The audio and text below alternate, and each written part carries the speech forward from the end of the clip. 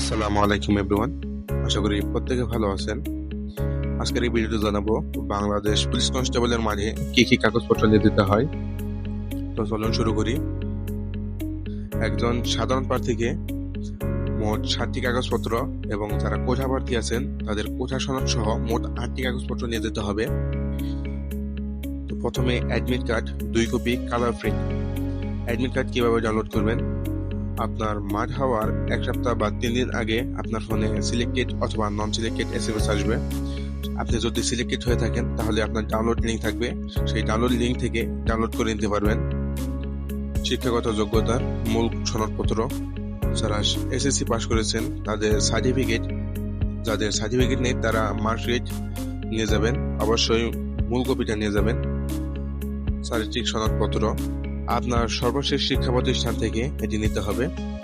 নাগরিক সনদপত্র, আপনার স্থানীয় ইউনিয়ন পরিষদ বা পৌরসভা থেকে এটি সংগ্রহ করতে হবে।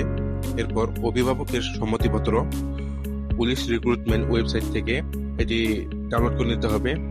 আপনারা যে কোনো কম্পিউটার দোকান থেকে এটি সংগ্রহ করতে পারবেন। তারপর রয়েছে জাতীয় পরিচয়পত্র বা জন্ম নিবন্ধন। আপনার যদি এনআইডি কার্ড না থাকে তাহলে আপনার জন্ম নিবন্ধন সাথে আপনার বাবা মার এনআইডি কার্ড নিয়ে যাবেন, অবশ্যই মূল কপি নেবেন।